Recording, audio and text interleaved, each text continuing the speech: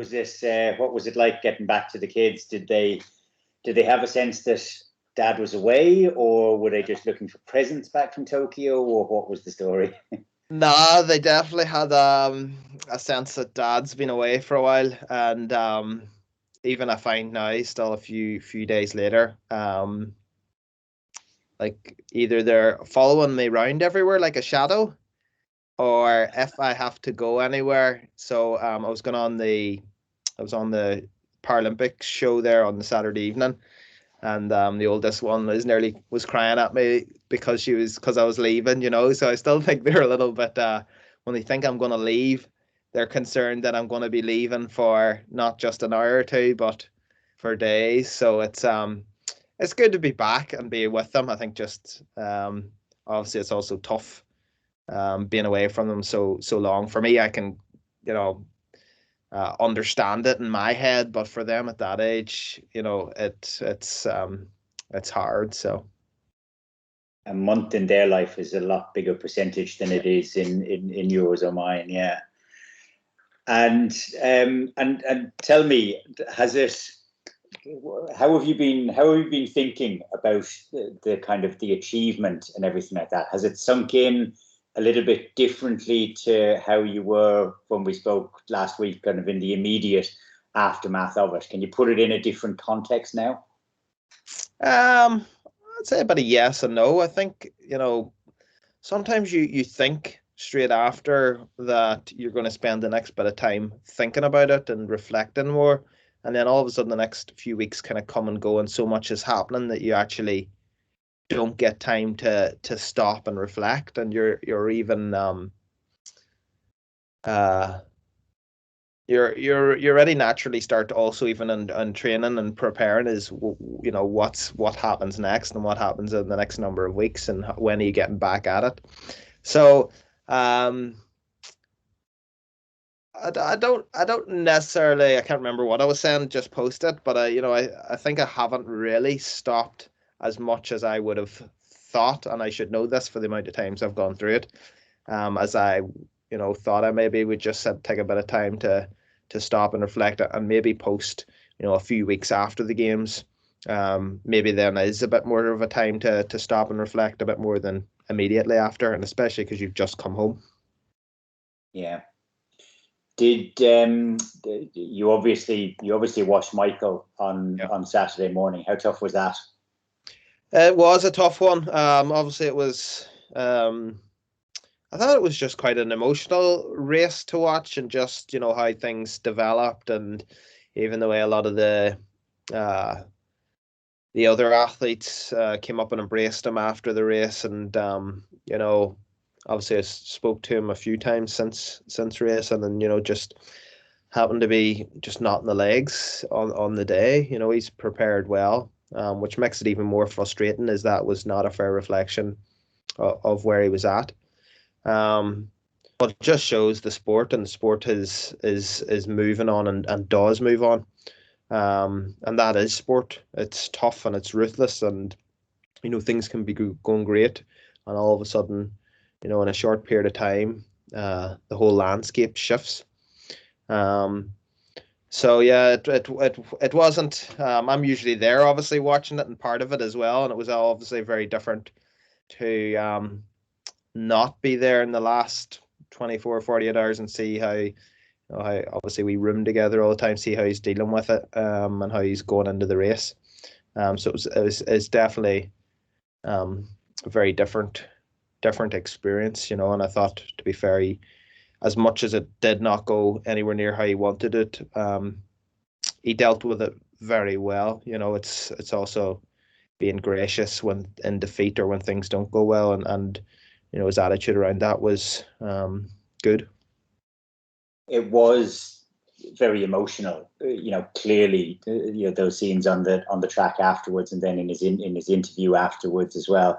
But when things sort of calm down, he's doing okay out there, because he'll be on his way back now, I guess. But you'd know him probably better than most, being sort of living the same life and having that same arc of your story over the last 12, 13 and more years. but you thought he's doing okay though. Yeah, no, he is. I was speaking to him. I phoned him actually earlier this morning. It's obviously not an easy one, and there's no easy way of dealing with it. But he's accepted of it for where it is and what happened. And for him, it's now just about learning from it, kind of parking it, and using whatever he takes from it to move forward. So it's going to be a difficult one, but he's like talking to him, he seems like he's dealing with it well for how much it obviously would hurt. And I think the thing that a lot of people miss and don't see is athletes, especially in those situations, you've so much on the line, and so much boils down to that one moment. And it can be tough to deal with, and especially as an older athlete. I suppose two parts of it: as an athlete who's been very successful, to all of a sudden go to now not winning medals is hard to deal with. But as an athlete who's like myself, coming towards the end of their career, is everything's about to shift and change in your life, and what you've done for all of your life is soon going to become no longer, and that's also not an easy change to deal with. So it's just, there's lots of things and moving parts going on there to deal with. Yeah, he said that it was his last Paralympic Games, but not necessarily that it was the end of his athletics career. That he'd obviously take time over that. Have you given yourself a time frame to think about how you're going to actually sort of get into the rhythm of hopefully preparing for another go at Paris, or just where the landscape lies over the next couple of years for you in the short term? Yeah, I mean, really, over this next number of weeks, I am going to sit down and look at it in more detail. As I always said before the games, I still mentally would like to go on, and I think the motivation and everything that comes around that is not the issue for me. It's, I suppose, at any point of this, it looks more it's physical and how your body deals with each year, and that is very hard to prepare for. And it may turn to a bit more of a reassessing on a yearly basis of where I'm at, but still that target of going all the way to Paris. But again, it's something I need to sit down with those around me, and talk about how it would look, and what do we need to do in different situations. But ultimately, if I'm going to start looking at going beyond, then like Paris is going to be the target, and it's going to be what the 3 years leading up to that look like, and how do we manage the situation. And that's going to be probably the key thing, is how you manage the situation, because you can't just do what you used to do 5-6 years ago. You've got to be smarter about it. You've got to know when to push and know when to pull back. You can't afford to have injuries. You've got to be consistent, and so it's going to be a challenge managing the situation and being smart. But it can be done, and I think this year, on how I performed considering the situation, for me, very much shows that there's still more to come, physically and in running fast. So that for me is definitely something that I very much consider, and feel optimistic, and there's certainly more to come, which is exactly where I need to be looking at going forward. Obviously, you've been there before. You've come back from previous games, world championships. What's your schedule in terms of that physical preparation of getting back into it? Have you been out on a track? Do you go for a jog? Do you just let your body completely collapse into itself and then bring it back? Yeah, for me, generally, I only take a few weeks off. So, I mean, I've already had a week at this stage. I'd say probably maybe another 2 weeks max. And then it would be starting to build things up. Like it would be being slow and just continually to build things. But for me, this year's going to be massive around winters and getting the base in. That's a must for me, because last year I didn't get it in. The year before, with World Championships being in November, I didn't get a winters in, and a lot of that then turned into the if you don't have the base in, then the issues tend to be more likely to come up during the summer. So for me, it's just about slowly building, being consistent, getting a big base in. And when you start looking to next year, World Championships aren't to the end of August anyway, so you've time is certainly on my side. And yeah, that's really where I suppose the focus will be over I suppose the after I go back is these next number of months prepare or for the end of the year. Okay, given the changed circumstances now, married, couple of young kids, will you try and do that in Belfast, or would you bring the family with you into warmer climes for that winter training? Again, it'll be what I have been doing. I mean, I've been home for the last 4 or 5 years, since probably post Rio. So I think the nice thing for me now in this situation is I don't have changes in my life anymore. I've dealt with obviously a change in getting married. I've dealt with a change in having kids. So I think there'll be less variables from that situation. From what I've had to do or what I have been doing is I'd be going on camps in warmer climates, identifying where it is, and there's the number of weeks during the winter as I come into competing. And for me, that's what's going to really continue, because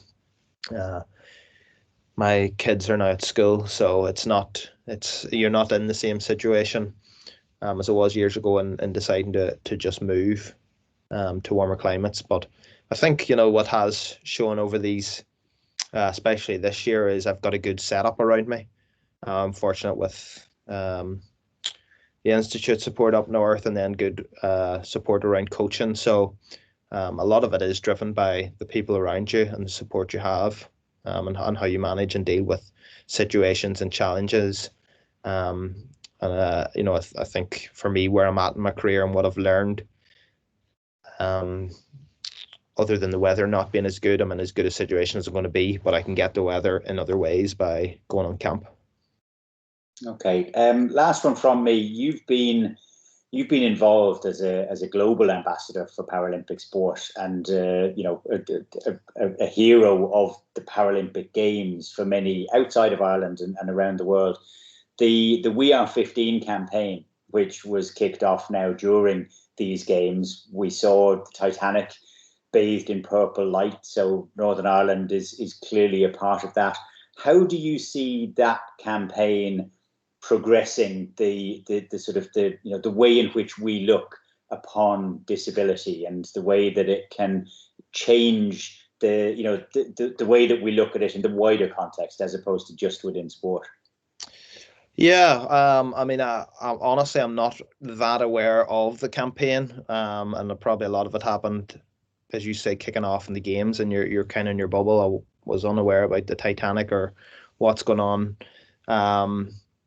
around it. But I think this whole push, sport's a fabulous way to be able to change perceptions, and I think sport, the Paralympic sport anyway, and since London 2012, as we keep hearing and talk about, that's where it started to shift. And I think as the sport continues to grow, the awareness around it, the recognition, even with coming with that is seeing people with disabilities and seeing it as normal. And I think that's the whole push coming from behind it. Again, from my little knowledge of it, is accepting people for who they are and the situation they're in, regardless if they have a disability or not. Because you look, there's me with a disability that you don't actually see. It's not visible, and there's many people out there that have their own challenges, face difficult situations. Maybe it's regarded as a disability or not. And you know, it's about accepting who people are, and just learning to I suppose somewhat get on with it. You know, it's not about the things you can't do. It's about what people can do, and looking at what people can do.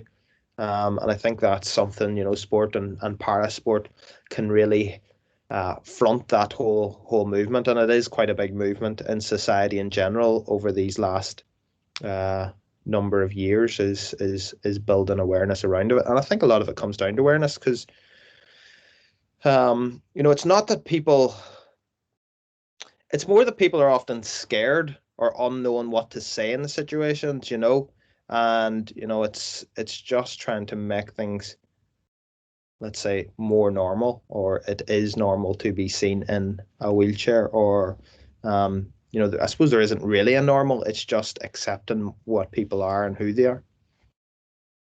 Accepting difference. Well, look, you've been brilliant at doing exactly that, as well as the performances on the track. Thanks a million for the time today, and look forward to the next chapter. Thanks, Jason. No problem. Thank you.